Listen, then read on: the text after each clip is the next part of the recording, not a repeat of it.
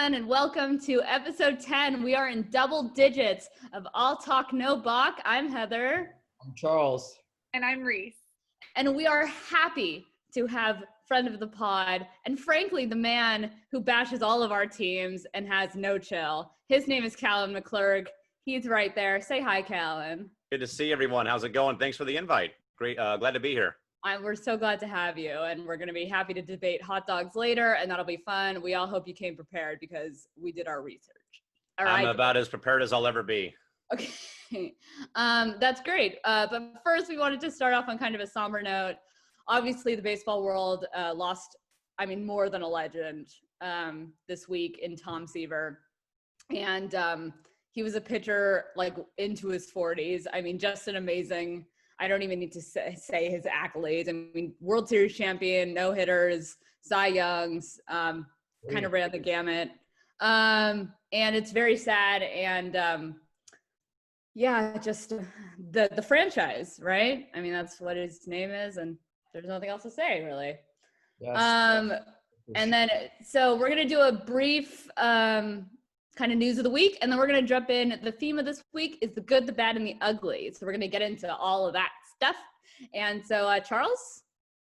Yeah, Heather, 3 Cy Young, super sad to hear about Tom Seaver, 11-time All-Star. He just looked like a Met. And, it's sad to see, thoughts and prayers out to his family. And for the news of the day, we got, some more interesting news. The trade deadline was this week. A lot of Angels players got dished. Tommy Lassell went to the A's. Brian Goodwin went to the Reds. And Jason Castro, he got dished out to the Padres. And we basically got a couple minor league guys in return and a relief pitcher, not very good. Mike Clevenger went to the Padres. Sterling Marte went to the Marlins. They're adding to an already impressive season with that pickup, I think. And the Cubs get Cameron Maybin. And Miguel Castro goes over to the Mets. So a lot of interesting news this week. And Ross Stripling. Did you say Ross Stripling? Yes, and Ross Stripling went to the Blue Jays. Yes, he did. Okay. We wish Chicken Strip the best because he didn't have a starting role with the Dodgers. There's too many people. So anyway, great. So we're gonna do the good, the bad, and the ugly today, and we're gonna start with the good. And the good is Vin Scully's on Twitter, and we haven't talked about the Dodgers a lot, considering that they're doing so well. But it is a nice bright spot in an otherwise terrible world of social media that, it's just so wholesome. What do we think, guys? Yeah, I think it's the most wholesome news of 2020, to be honest. That was really nice to see. The little intro video was super cute. So yeah, I'm excited to have some positivity on social media. That'll be a nice change. Yeah, I just wanted to read his what do you call that, bio heading? His bio.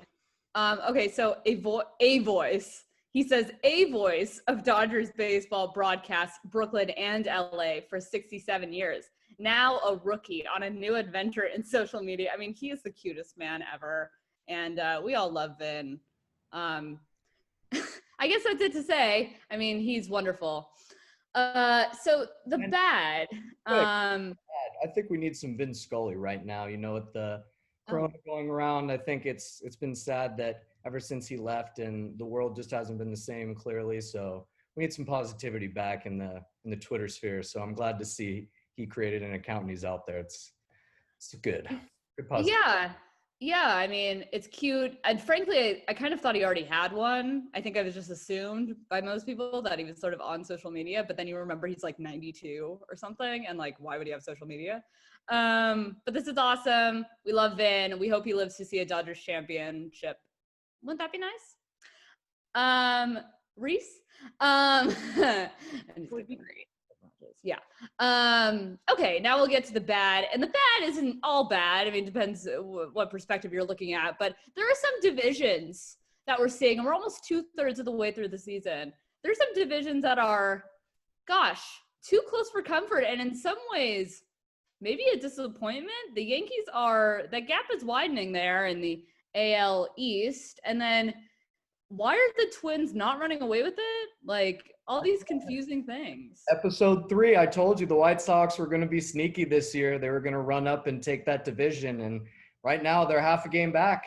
So, I think that they're going to run away with that. I called the Rays last week to win the division, and these other divisions are close.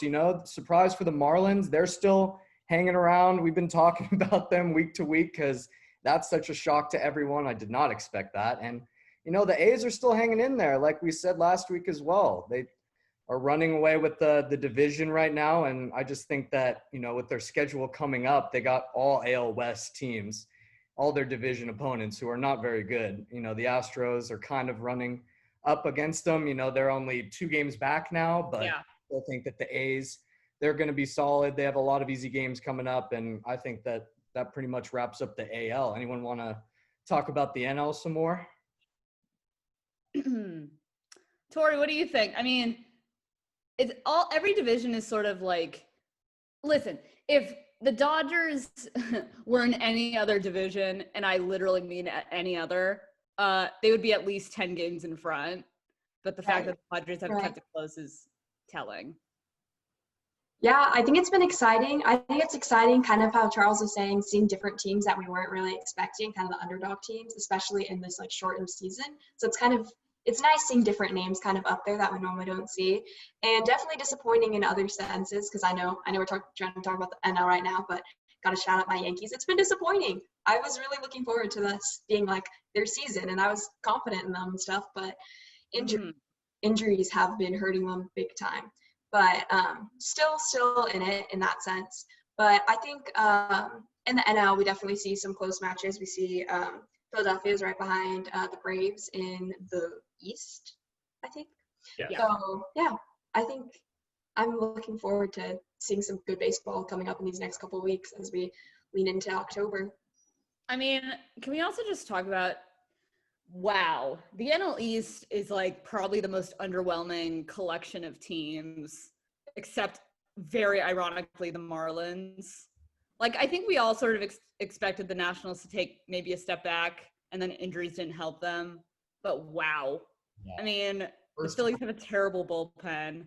The Braves are probably they were so hyped going into the season. And I don't know. I mean, 22-14 isn't bad, but it's certainly I thought they would be close competition for the Dodgers in terms of best record in the NL. So I think no one's paying attention to the Cubs either. They haven't been brought up. They're running away with that division. I mean, obviously not that hard when the second place team is at 500, but that's probably the worst division in baseball right now. At the same time, they are running away. They're not being complacent or doing anything. They're continuing to win games, and that's what we've been seeing from them. And it's honestly really cool to see that the Cubs and Rizzo and all these guys are sticking together. What's your thoughts on some of these divisions, Callan? What's going on? I definitely agree with everyone's thoughts already. I think I've said this a lot, guys, is that for baseball's sake, and of course, in a year like this, pandemic shortened season, 60 games, all the offseason banter amongst the commissioner's office and the players, and especially at a time where we all know that baseball is probably losing their traction on the younger audiences and demographics. I think if you're a baseball fan, whether you like teams or not, but seeing San Diego, seeing Miami, Toronto, all being active buyers and adding pieces to their rosters, definitely I think helps for one, with probably parity in the game, but also can attract younger viewers who probably don't get to see the Tatis Juniors and see the Marlins or even see the Blue Jays on national television. I think the Padres were on national TV last Monday in Denver against Colorado. But I think in regards to divisions, though, the AL Central, very fun to watch right now between Cleveland, between Minnesota, the White Sox kind of surging at the right time, getting up in first place, where that probably could be where 3 teams maybe make the playoffs from that division. The AL East, of course, Tampa Bay surprising everybody. The Yankees, of course, once again battling injuries as they have for the past several seasons at probably the worst possible time now with the very condensed season. The AL West, Oakland, I think, surprising everybody. Probably the biggest surprise out of everyone, in my mind, is definitely Oakland, with how this offense just hits and hits and hits, and they have very solid starting rotation. Also have a very good bullpen. I know, of course, they were wiped off the board because of a COVID outbreak this week, but they're back playing over the weekend against San Diego. The Dodgers, of course, everyone's pick for the National League West and also for probably the NL Championship. But San Diego keeping things close, though, keeping that race very close. Colorado falling off. Arizona definitely waving the white flag by virtue of the Bradley trade, the Chafin trade, A lot of other trades starting Marte, as Charles referenced already.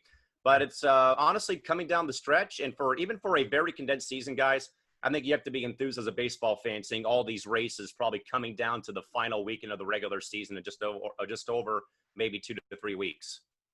Yeah, I think probably the Dodgers, I don't want to like jinx it. I think probably the Dodgers are the most of a sure thing. Easily.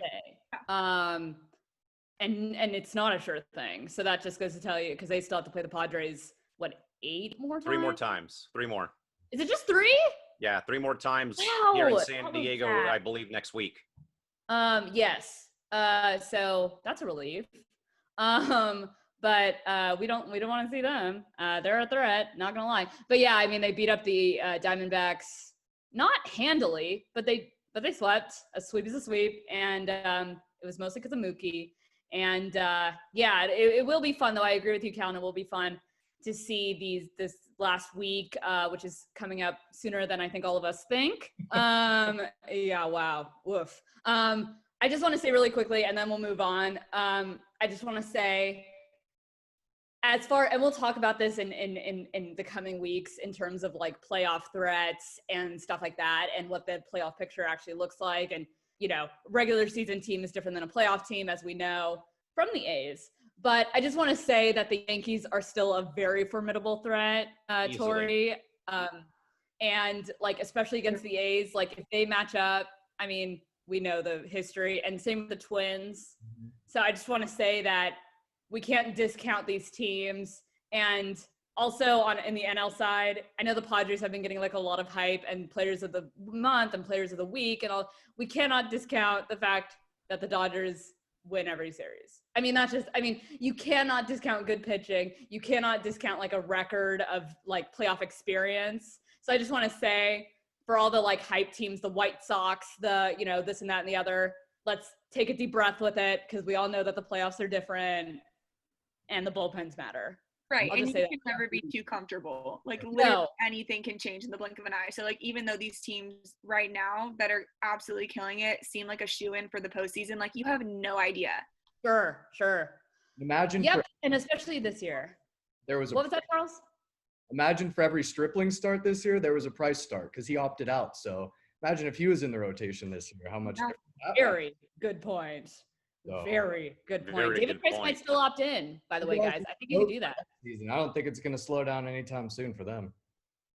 Well, let's not jinx the Dodgers, because Lord knows we wouldn't want to do that. But so we're going to move on to, with that said, we're going to move on to the other day with the Rays and the Yankees. Sure. So it was the 9th inning, and Chapman was pitching, and he threw at Mike Brusso's head. Yep. 98 miles per hour? 101, I think. 101. Oh, Kevin Cash, the manager of the Rays, was the one that said that.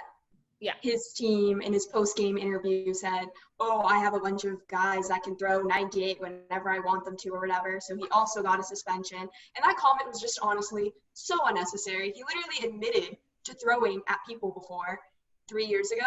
So just that in and of itself just shows how could he be complaining about Chapman throwing at his players. And then Chapman, of course, says, "I wasn't trying to throw. I have problem with controlling my velocity," and all that kind of thing, and was trying to petition against his 3-day suspension. But yeah, I don't know. Headshots are cheap, I think, but it's Bush League. It's very Bush League. I agree. I think it's the scariest for the players too. I mean, that's when they can get some serious injuries, anything to the head or to the brain. You know, we've heard stories about people going blind and everything like that. So it could be some serious stuff. Really? I agree. And even seeing then too, that Joe Kelly earlier this season, he threw at the ribs and he got like an 8-game suspension, and it just doesn't make sense. No, none of it makes sense. Rob Manfred hates the Dodgers, but we already know that. And yeah, I mean, and it's also the pettiest BS. I did not curse. Pettiest BS that I've ever, I mean, both teams are like, no, because both teams, I mean, there's a history with the Yankees and the Rays, obviously 3 years ago, blah, blah, blah, with the throwing at the, you know, body in various different parts of the game and everything else. But, you know, they both were in the wrong. They're both petty. Both managers are petty. and the players are petty, and Aroldis Chapman already has a history of domestic violence. So really, this isn't a good look for anybody at all. Everything that we were talking about last week, they need to have consequences for their actions when they do something wrong. They can't have protection in this kind of scenario because this is just unacceptable in my book. And I agree with Callan. You want to hit someone, you're aiming, below the belt or somewhere around like the hip area. Behind them. Yeah. Something. Right. Yeah. And those are the brawls I love to see. If someone gets hits in the leg and that Bryce Harper charge where he goes after the guy, or even Nolan Ryan. Yes. Any of the fights are awesome to see. And that's what baseball is all about. It gets that connection to hockey that Callan was talking about. So it's just a great thing to watch. And with that, we will now move into Your Take, Our Take. We'll take a quick break. The Bullpen is proud to announce their partnership with Baseball Monkey.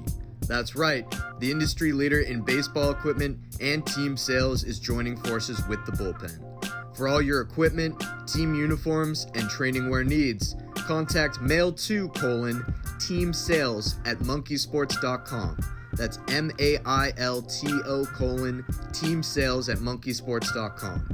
You can also contact Thomas at 866-673-6425. Make sure to stop by their website as well at http://baseballmonkey.com. Use our promo code BullpenBaseballpod to get 15% off all eligible products at Baseball Monkey. That's capital BULLPEN15. The expiration date is September 5th, 2020, so make sure to get your product soon.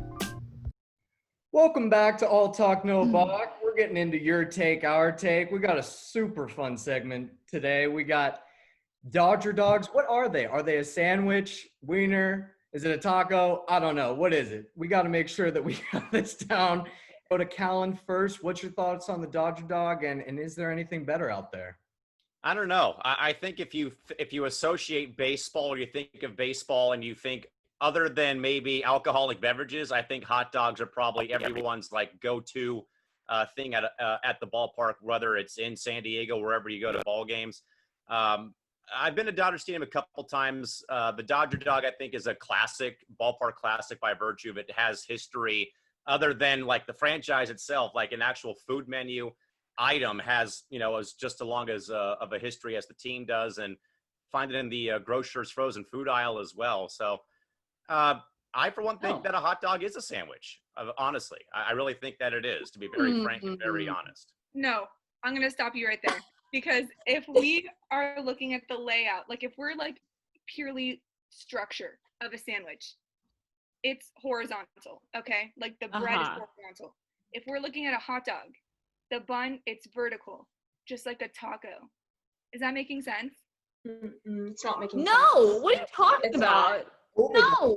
Okay, listen. Put it right here. You got right. You have a top and a bottom, but we're talking just sides. There is no top and bottom of a hot dog. There's sides. Depends on which way you look at it, though. If you put a hot dog like this, and some people eat it like that, and then you got the. No, but if you're doing this, then all the condiments fall off. No.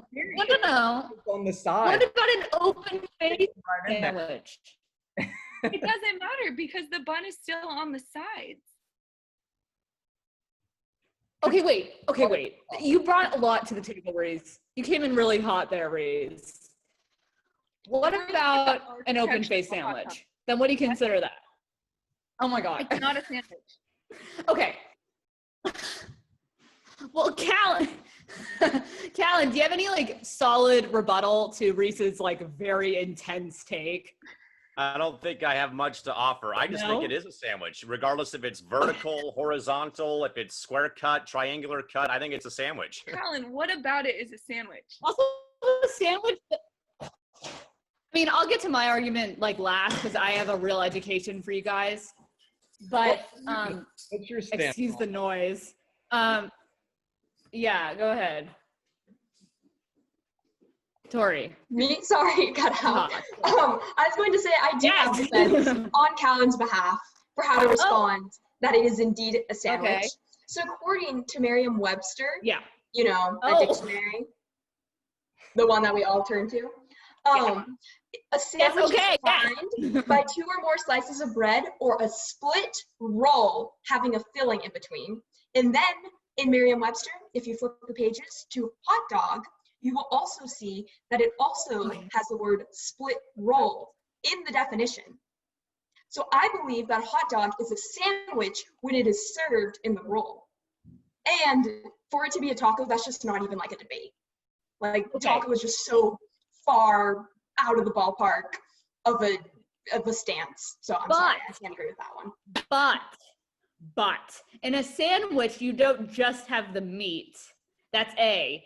B, in a taco, at least you can just have the meat.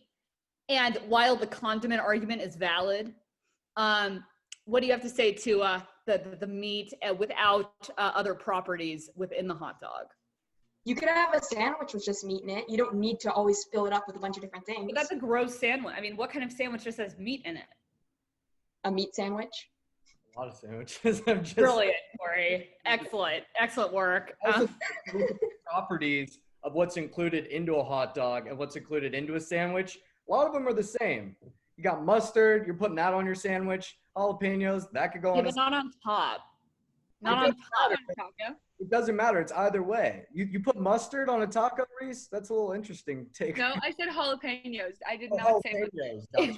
Yeah, you would be fired. Properties that you're putting onto a sandwich goes on a hot dog. Chili cheese, anything that you want to put on a hot dog is mostly on a sandwich as well. And a key of a taco is like the fried tortilla. Like, it's like a Mexican staple. Like, you need that in a taco. That's true. The bread component is the best art. I mean, a hot dog is not a taco. Whoever says that is dumb. But it's not my turn. Charles? I think I would defend Reese in the shape a little bit. If you look at that, that's about it. But in terms of the overall layout and in terms of what you're including on the hot dog, it's more of a sandwich. Okay, here's what I'll say. I think all opinions are welcome here. I don't think Right. Nope. I don't think there's no wrong answer. Okay, so it's 2020. We're normalizing changing our opinions once we are more educated on a subject, okay? And you guys brought up some very good points defending why a hot dog could be considered a sandwich. Do I think it is? No. But I respect you guys' opinions on the matter, because the split roll piece, I mean, that was a good defense. Also, I mean, tacos, like, it is a tortilla, it's not bread. However, if we're being general, it's still a carb, okay? And if once again we're looking at the architecture of a hot dog and the architecture of a taco, it's very similar. And you don't have to have the exact same components, but I mean, it's like the general gist of it is it's like carbs, protein, and then some type of topping, okay? It doesn't matter that, like, you're not putting mustard on a taco.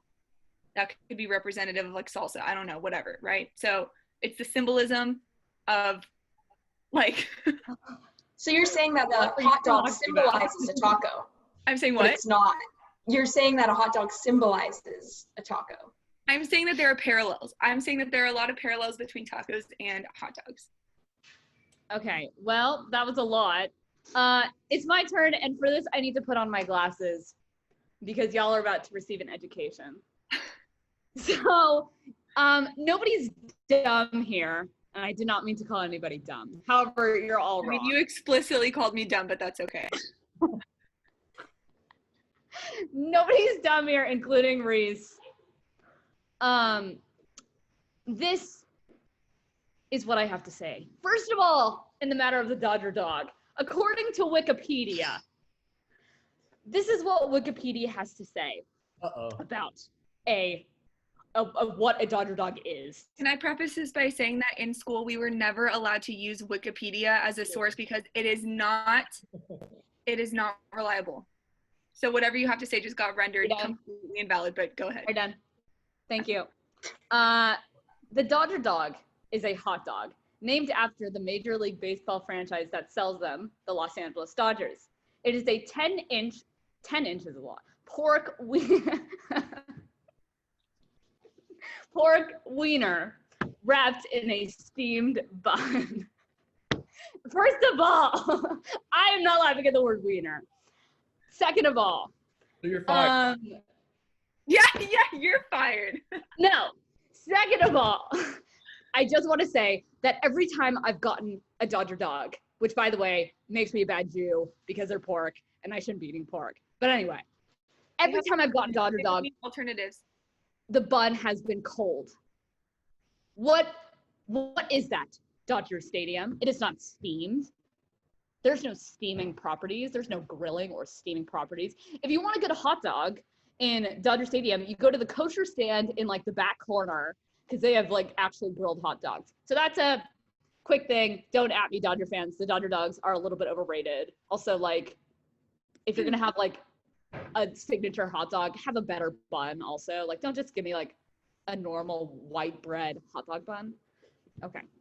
That's like a classic, having it that way. And Okay. two, it comes in the foil, and you know when you unwrap it, you can like feel the steam and like everything that was inside of the Dodger dog. I don't know. Yeah, I'm not even a Dodgers fan, and I like Dodger dogs. Yeah, but is the bun steamed or is the hot dog itself steamed? You know what I mean? Like, is the bun Probably steamed? depends on whereabouts in the ballpark or what stand you get it from, honestly. But shouldn't they all be like, they should all be the best quality of Dodger dog? Like, that should be. One would think so. Second of all, you guys are all wrong in your assessment of what the classification of a hot dog is. Because, and I'm about to blow your minds. The classification of a hot dog is a pita pocket. Hear me out!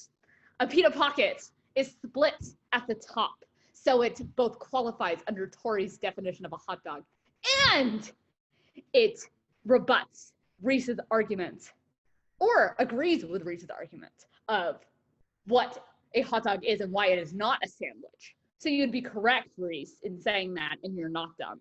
Okay. But it's not a sandwich. It is a pita pocket, because other than you could also put condiments, i.e. hummus, in a pita pocket, or onions, delicious grilled onions. Put that in a pita pocket. You could also put the same thing. Don't put hummus in a hot dog. That's psychotic. But not judging anybody that puts hummus in a hot dog. But you put the ketchup, the mustard, the relish. Don't laugh at me. The hot dog, the ketchup, the mustard, the relish. It is similar in shape, and you eat it in a similar way. We have not talked about eating a hot dog. Right, you eat it like someone would eat a taco.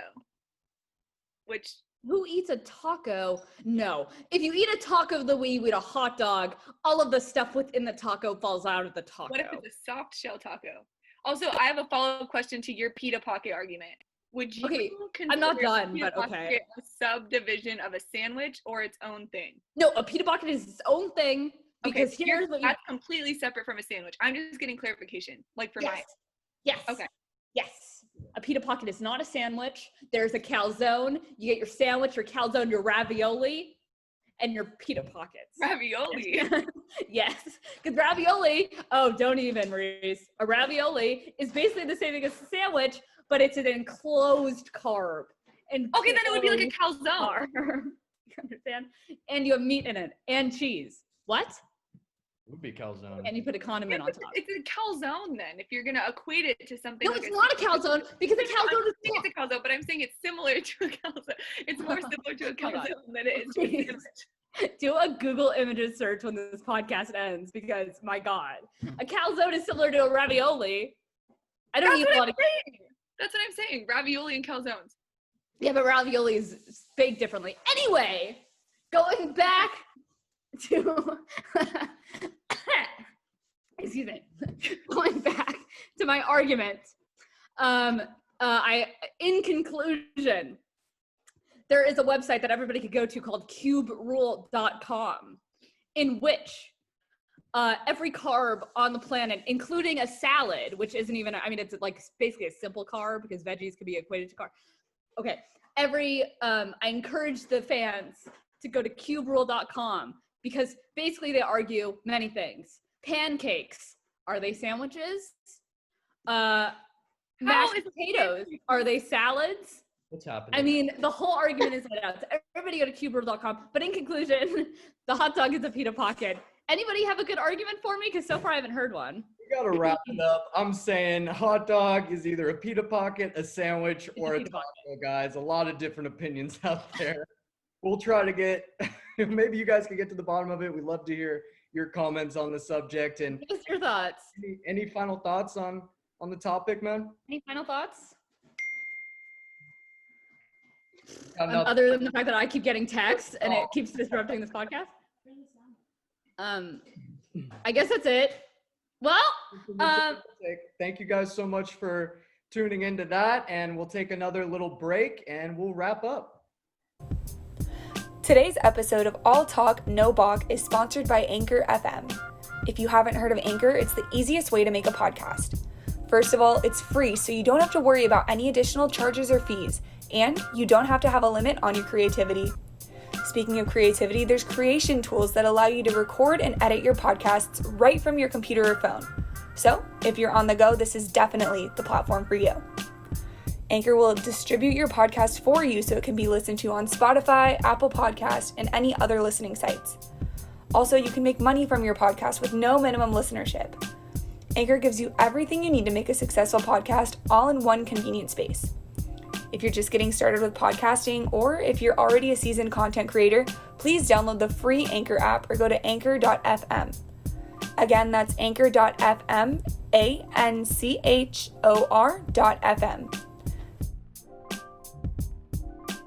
All right, everyone, and that's it for this week's episode of All Talk No Balk. We'll see you here same time next week. Yes, we will. And our topic for next week is an interesting one that a lot of us will take us back to our childhoods. Favorite baseball movie. So a lot of us are going to have to review, to say the least. So that'll be fun. And I believe we're having Callan on next week too. So stay tuned for that. We might have new guests as well. And we'll see what happens. But yeah, so that's it. And then as always, just the normal announcements. Merchandise is coming soon, so stay tuned. We've gotten like preliminary designs and they look awesome, and we're getting more on the way. So we're really excited about that. If you want to be a part of the podcast or speak to us, you could, of course, DM us on social media, but you can also sign up for Anchor. All it takes is a name, a password, and an email, and then you could leave us a voicemail, and we might even call you back to chat with us here and join in on all the fun, because as you saw today, we have tons and tons of fun. That's basically why we're doing this in the first place. Not because we know anything about baseball. And so yes, follow us on social media. All the descriptions in the Spotify will be in the description, and then in the YouTube it'll be at the end of the video and in the description. So we're sorry about that from last week. It'll be in both places. And that's it. Go head to our website to see all the great articles from this week. And it's now Monday, Wednesday, Friday, as I said. So you can be caught up on all the baseball stuff throughout the week. And that's it, guys. Thank you for joining us, and we'll see you next week. And thank you to our co-hosts, Charles and Reese. Thank you to Tori and our special guest, Callan, who just had amazing points, and he was so fun. And we'd have you on every week. You're definitely a friend of the pod now. So thank you, everyone. Bye. Bye, guys. Take care. Okay, great.